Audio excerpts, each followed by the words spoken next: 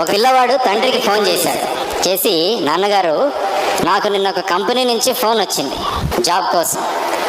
వాళ్ళు 2 ప్రశ్నలు అడుగుతాం మేము, ఈ 2 ప్రశ్నల్ని 1 నిమిషంలో సమాధానం చెప్పాలి అని అన్నారు అన్నాడు. ఓకే, మరి ఏం ప్రశ్నలు అడిగారా అని వాళ్ళ తండ్రి అడిగారు అనమాట. నాన్నగారు మొదటి ప్రశ్న అడిగారు, నీకు మా కంపెనీలో ఉద్యోగం ఇస్తే నువ్వు ఎన్ని గంటలు పనిచేస్తావు అని అడిగారు అన్నాడు.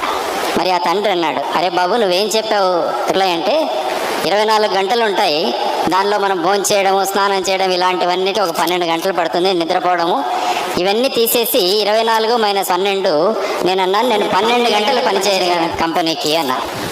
మరి ఆయన అన్నాడు, మరి 2వ ప్రశ్న ఏమడిగారు అన్నాడు. 2వ ప్రశ్న చేసి 10 సంవత్సరాల తర్వాత నువ్వు ఏమవుదాం అనుకుంటున్నావు, మా కంపెనీలో జాబ్ ఇస్తే నువ్వు ఏమవుదాం అనుకుంటున్నావు అని 2వ ప్రశ్న. మరి ఆయన అన్నాడు, మరి 2వ ప్రశ్నకి ఏం జవాబు చెప్పావు అని. ఈ 1వ ప్రశ్న సమాధానం ఆలోచించుకుంటుండగానే 1 నిమిషం అయిపోయింది, కాబట్టి నేను 2వ ప్రశ్న వరకు చేరలేదు, వాడు ఫోన్ పెట్టేశాడు అన్నాడు. అప్పుడు తండ్రిని అడిగాడు కొడుకు, నాన్నగారు నాకు ఈ ఉద్యోగం వస్తుందా అంట. వాడున్నాడు, ఖచ్చితంగా నీకు రాదు అన్నాడు. మరి ఎలాంటి సమాధానాలు నేను చెప్పాల్సింది అని అడిగాడు అనమాట. సో ఫస్ట్ ప్రశ్న, నీకు గనుక నా కంపెనీలో ఉద్యోగం ఇస్తే ఎన్ని గంటలు నువ్వు పనిచేయగలవు అంటే, దానికి బాబు నువ్వు 24 గంటలు పనిచేయగలవు అని చెప్పాలి అన్నాడు.